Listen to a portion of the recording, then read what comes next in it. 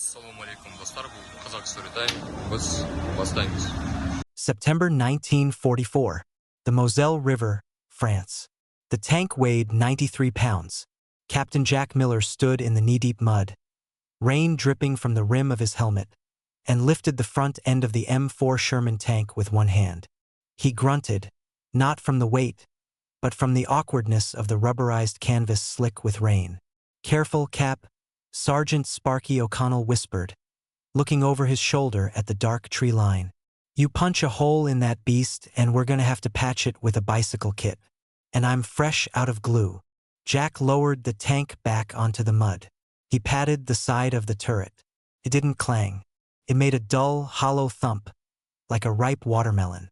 "It looks good," Jack whispered. "From 500 yards, in this weather, it looks like the wrath of God."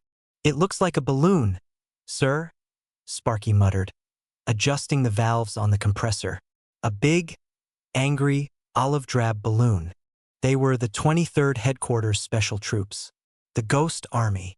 To the Germans across the river, they were the vanguard of the American 6th Armored Division. A force of 30,000 men, hundreds of tanks, and enough artillery to level Berlin. In reality, they were 1,100 artists, sound engineers, actors, and set designers. They had no heavy weapons. Their tanks were made of rubber. Their cannons were made of PVC pipe. Their artillery fire was played off wire recorders through massive 500-pound speakers. And they were currently the only thing standing between the retreating German army and a hole in the Allied lines wide enough to lose a war in. The assignment, 6 hours earlier. The command tent. Colonel Reeder looked at the map. His face was gray, the color of old ash. He tapped a location near the town of Bedembourg. "The 6th Armored is stuck in mud 20 miles back," Reeder said, his voice gravelly. "Patton is screaming for the flank to be secured. But there is a 7-mile gap here. A gap the size of Texas." Jack Miller, a former set designer from Broadway who had traded his paintbrush for a Colt .45, leaned in. "And the Germans?" "The 21st Panzer Division," Reeder said.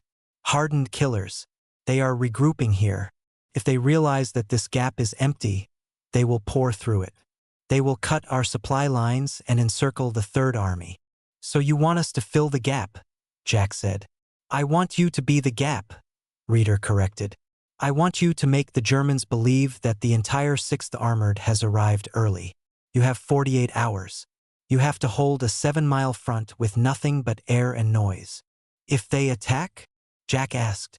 Reeder looked him in the eye. "If they attack, Jack, you die. You are a speed bump made of rubber. But you have to buy us time." The stage. Now, in the darkness of the French countryside, the stage was set. Jack walked down the line. It was a masterpiece of illusion. In the dim moonlight, he saw a column of 30 Sherman tanks parked along the ridge. They were imperfectly camouflaged, just enough to be seen, but hidden enough to look like they were trying to hide. That was the trick. If you hid too well, the enemy didn't see you. If you stood out in the open, they knew it was a trap. You had to let them discover you.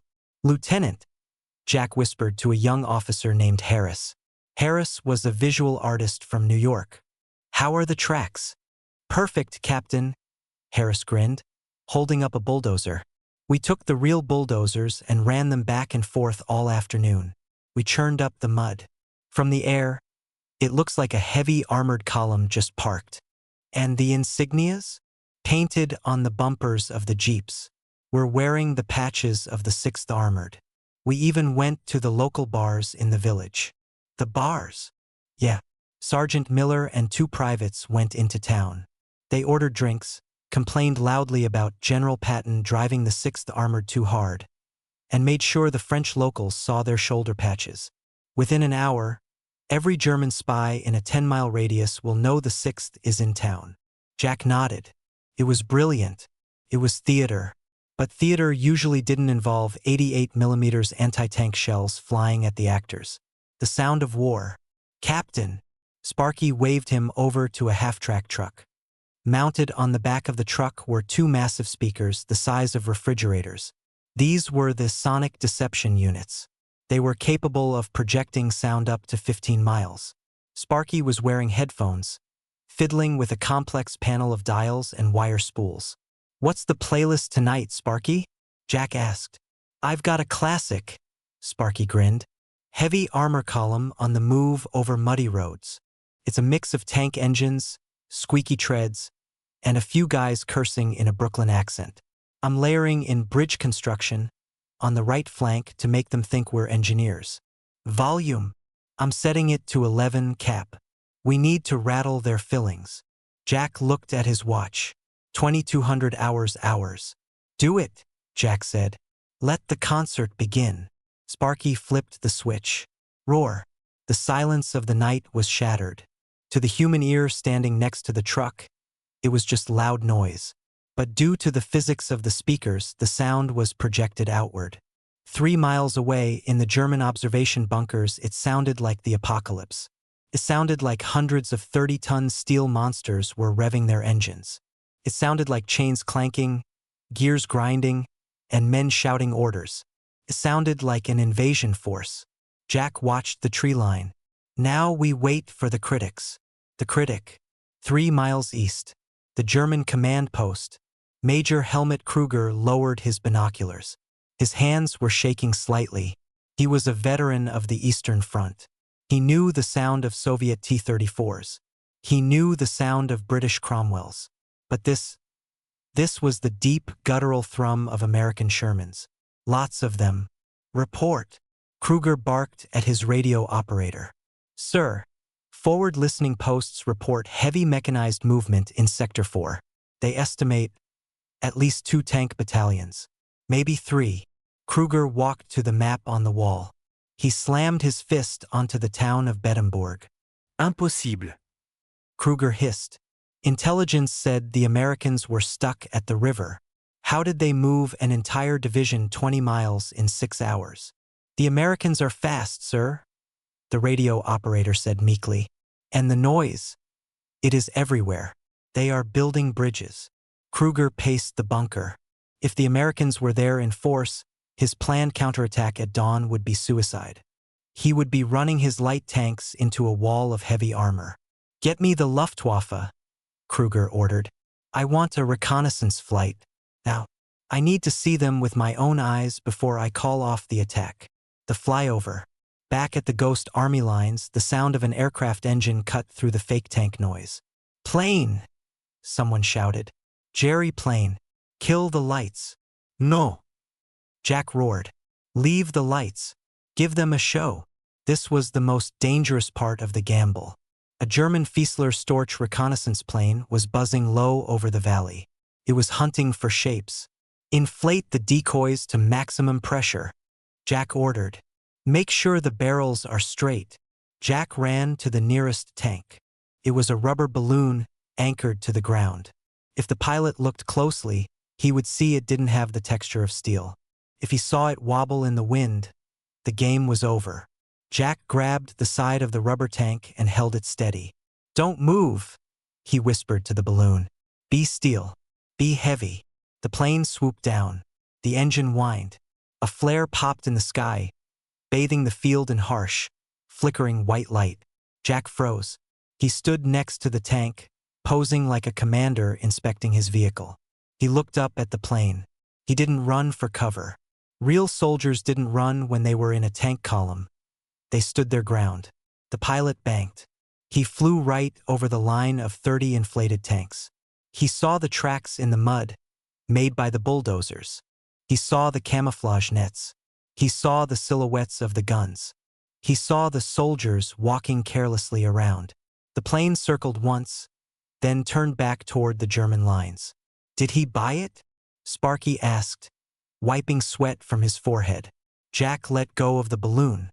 His heart was hammering against his ribs like a trapped bird. "We'll know in about 10 minutes, Jack said. "If artillery starts landing on us, he didn't buy it. If it stays quiet, we fooled him." The shelling. 10 minutes passed. 20. Then, a distant thump. Whistle. Boom. An explosion rocked the ground about 200 yards to the left. "Incoming," Harris yelled, diving into a foxhole. Jack didn't dive. He watched the explosion. Then another. Then another. They were walking the fire across the ridge. Gop! Get down! Sparky screamed. No, wait! Jack grinned, his face illuminated by the flashes. Look where they're aiming. The shells were landing directly on the empty field where the 2nd Battalion of inflatable tanks was parked. They're targeting the decoys, Jack laughed. They think they're real. They're wasting their ammo on balloons. Pop! One of the shells landed too close to a rubber Sherman. Shrapnel tore through the fabric. With a sad, wheezing sound, PFFFFFSSSSST. The 30-ton tank began to deflate. The turret sagged. The barrel drooped like a wilted flower. Then the whole thing collapsed into a puddle of rubber on the ground. Sparky! Jack yelled over the noise. Get a repair crew out there. If the Germans see a tank melt, the gig is up. Now? Yes, now.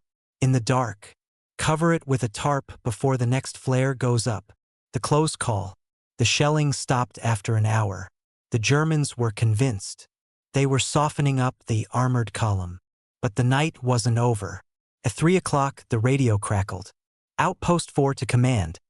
A terrified whisper came through. I hear engines. Real engines. Not ours. Jack grabbed the mic. Talk to me. Outpost 4. What do you see? German half-track. Recon unit. They're coming up the road. They're inside the perimeter. Jack's blood ran cold. The sonic deception worked at a distance. The balloons worked from the air. But if a German patrol drove up to the line, if they got within 50 feet, they would see the seams. They would see the tanks were hollow. And Jack's men only had rifles and pistols. They had no anti-tank weapons. They had .50 caliber machine guns mounted on their jeeps, but they were fake wooden props painted black. How many? Jack asked. 1 vehicle. 6 men. They're stopping. They're getting out to look at the artillery battery. The artillery battery was 4 inflatable 105mm howitzers made of plywood and inner tubes. I'm on my way, Jack said. He grabbed his helmet and his .45. Sparky, Harris, with me. Bring the flashlights. Flashlights? Harris asked. Sir, we should bring grenades. No, Jack said, his eyes hard. We can't win a firefight. If we shoot, they radio back that they're fighting infantry, not tanks. We have to bluff them. How do you bluff a German patrol at point-blank range? Jack checked the chamber of his pistol. We act, Jack said. We act like we own the place. They ran through the muddy woods, moving toward the road. Ahead, they saw the beams of German flashlights cutting through the mist. The Germans were walking toward the fake guns. One of them was reaching out to touch the barrel of the howitzer. If he touched it, he would feel canvas, not cold steel. Hey! Jack screamed, bursting out of the bushes. He didn't hide. He walked right into the middle of the road, shining his flashlight directly into the German faces. What the hell are you idiots doing? Jack roared in English. Get those lights off my guns. The Germans froze. They were blinded by the light. They saw an American officer, screaming with the confidence of a man who has 1,000 tanks behind him. Hands up, Jack shouted, pointing his .45. You are surrounded by the 6th Armored Division. Drop your weapons or my tanks will blow you to hell. It was the lie of the century. There were no tanks. Just 3 artists with a pistol and a flashlight. The German sergeant squinted. He looked past Jack. In the darkness looms the silhouette of a Sherman tank. The German didn't know it was full of air. He just saw the shape. The German looked at his men. They were outnumbered in his mind. They were deep behind enemy lines in his mind. Slowly, the German sergeant lowered his MP40. We surrender, he said in broken English. Jack let out a breath he didn't know he was holding. Sparky, Jack said, his voice steady. Take their weapons. And for God's sake, don't let them lean against the tank. They had won the night. But as dawn broke, the ground began to tremble. Not from speakers. Not from trucks.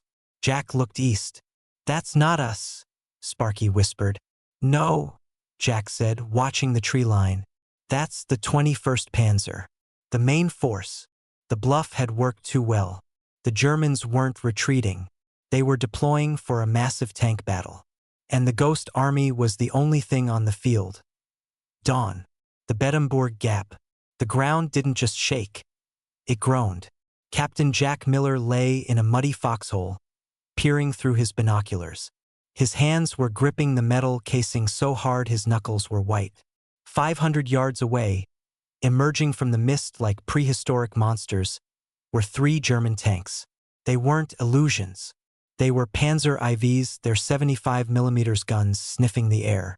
Behind them, barely visible in the trees, was the boxy, terrifying silhouette of a tiger. "They're probing the line," Lieutenant Harris whispered, his voice trembling. "They want to see if we bite." "If we bite," Sparky whispered back, hugging his wire recorder. "We don't have teeth. We don't even have dentures." Jack swallowed hard. This was the nightmare scenario. The Germans were cautious, but they were advancing. If they got within 300 yards, they would realize the American tanks facing them were silent, motionless, and made of rubber. "We have to shoot back," Jack said. "With what?" Harris hissed. "My .45? No." Jack pointed to the crates of pyrotechnics near the fake artillery battery. "With the flash canisters. The light show." The Ghost Army didn't have shells, but they had simulators. Glorified fireworks designed to look like muzzle flashes. "Harris," Jack ordered, "get to the flash pots. When I give the signal, set them off in a sequence. Make it look like a platoon volley." "And the sound?" Sparky asked. "Give me the 75mm firing loop," Jack said. "And sync it. If the flash and the bang don't match, we're dead." The Panzer IVs rolled closer. Clank, clank, clank. A puff of smoke erupted from the lead German tank. Whiz, crump. A high-explosive shell landed 50 yards in front of the Ghost Army line, showering them with dirt. A ranging shot. "They're bracketing us," Harris yelled. "Wait for it." Jack watched the tanks. "Now!" Harris hit the detonators. Flash, flash, flash. 3 distinct bursts of light erupted from the muzzles of the inflatable Shermans. Simultaneously, Sparky slammed the play button on his console. Boom, boom, boom. The massive speakers blasted the recorded sound of tank fire. It was so loud it rattled Jack's helmet. To the Germans, it looked and sounded exactly like the American line had just opened fire. The German tanks slammed on their brakes. They saw the flashes. They heard the guns. But they didn't hear the whistle of incoming shells. They didn't see impacts around them. "Why aren't they blowing up?" Sparky asked. "We're missing," Jack said, grabbing the radio handset. He knew the Germans were intercepting their frequency. "Radio check. All units. Adjust sights. You're firing high. Drop elevation 2 degrees." He was directing imaginary fire for imaginary tanks. The Germans bought it. They didn't know the shells weren't landing. They just assumed the Americans were bad shots or the mud was swallowing the explosions. The lead Panzer fired again. Then it reversed into the cover of the trees. "They're falling back," Harris cheered. "No," Jack said grimly. "They're not retreating. They're waiting for infantry." The radio play. An hour later, the situation got worse. Colonel Reeder called on the secure line. "Jack, what's your status?" "We're staring down a Panzer division, Colonel. We just traded fire with them. I think we won the first round on style points. The 6th Armored is still 3 hours away," Reeder said. "The mud has slowed them to a crawl. You have to hold." 3 hours. Jack looked at his watch. "Colonel, if they launch a coordinated assault, we won't last 3 minutes. Improvise, Jack. Use the radio. Make them think twice." Jack looked at his team. They were artists, actors, writers. "All right," Jack said. "Sparky, Harris. Get the script. The general script." They huddled around the radio transmitter. This was their masterpiece. They were going to impersonate General George S. Patton's command net. Harris put on a deep, gravelly voice. He didn't sound like a lieutenant from Brooklyn anymore. He sounded like an irate brigadier general.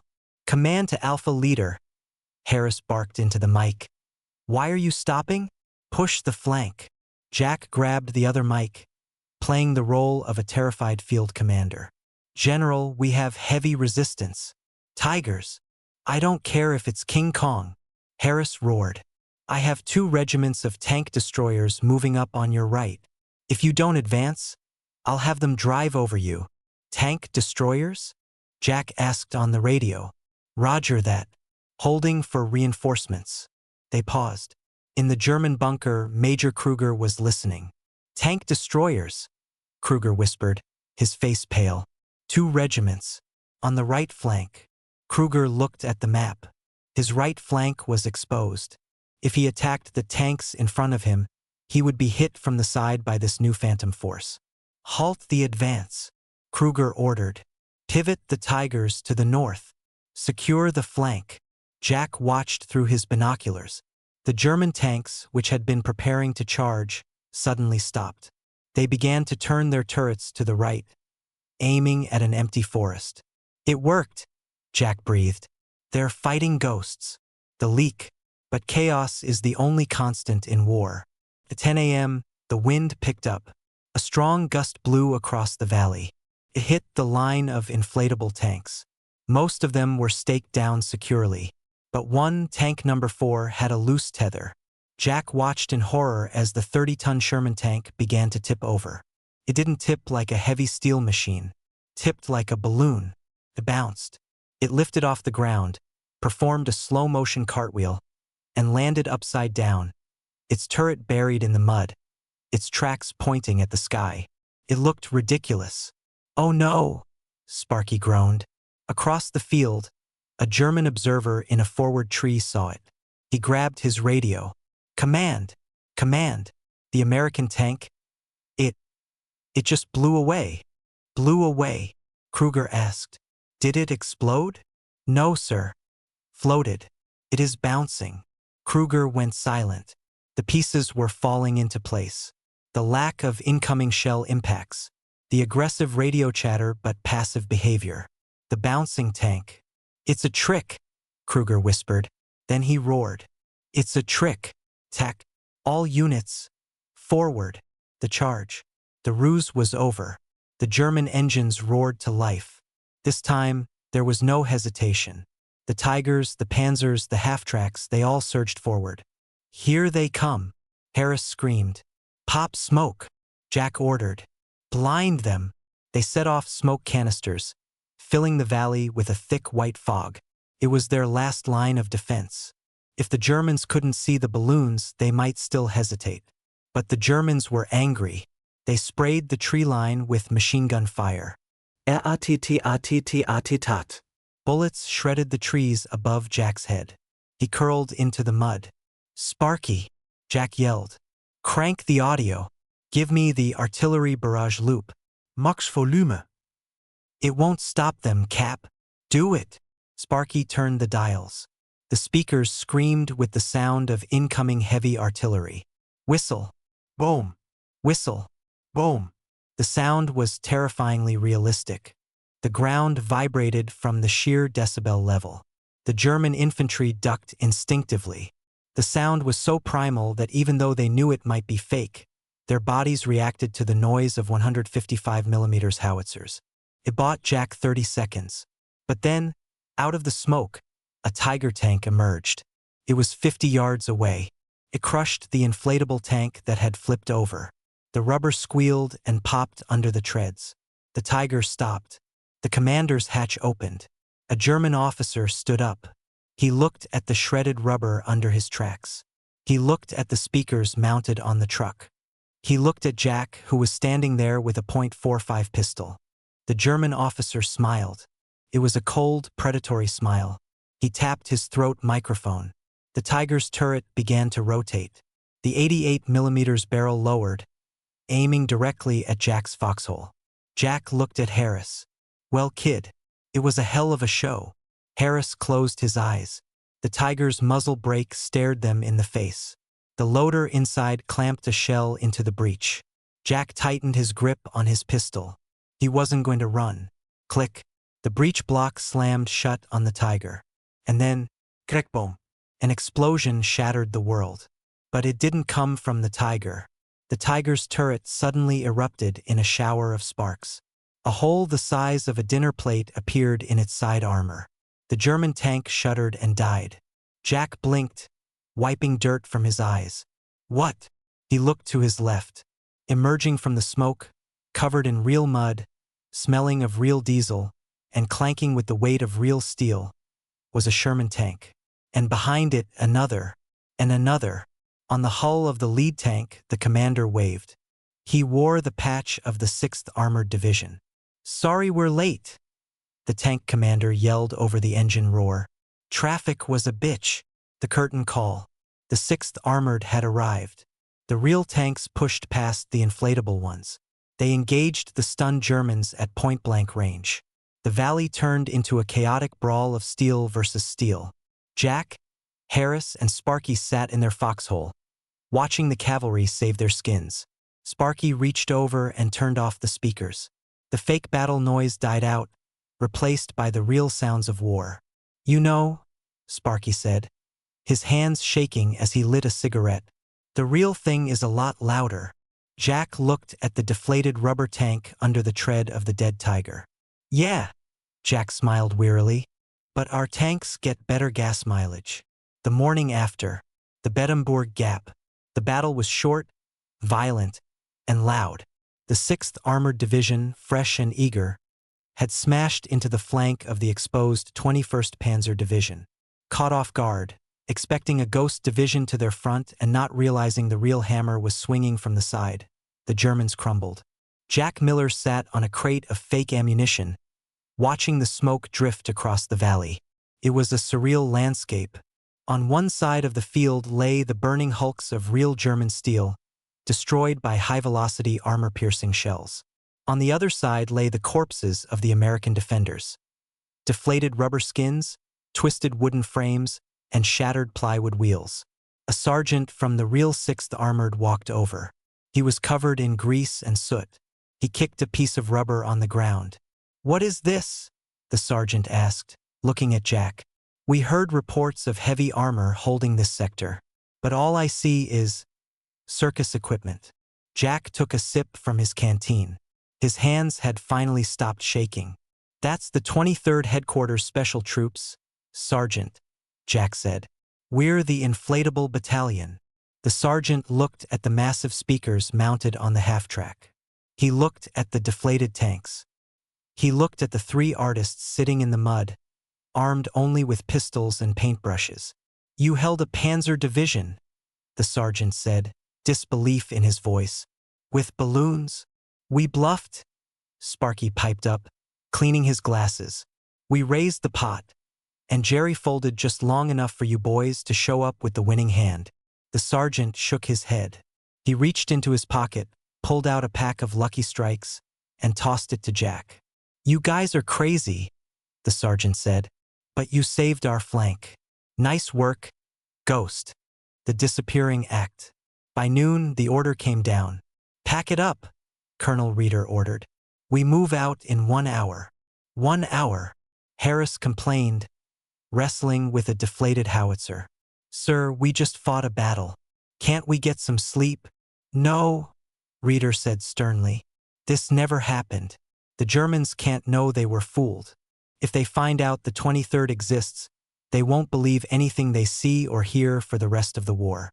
Our greatest weapon is secrecy." That was the tragedy of the Ghost Army. They couldn't celebrate their victories. If they did their job perfectly, no one, not even their own side, was supposed to know they were there. They dismantled the stage. They folded the tanks into duffel bags. They rewound the tapes of the sonic deception. They painted over the 6th Armored markings on their jeeps and replaced them with generic transit codes. By sunset, the field was empty.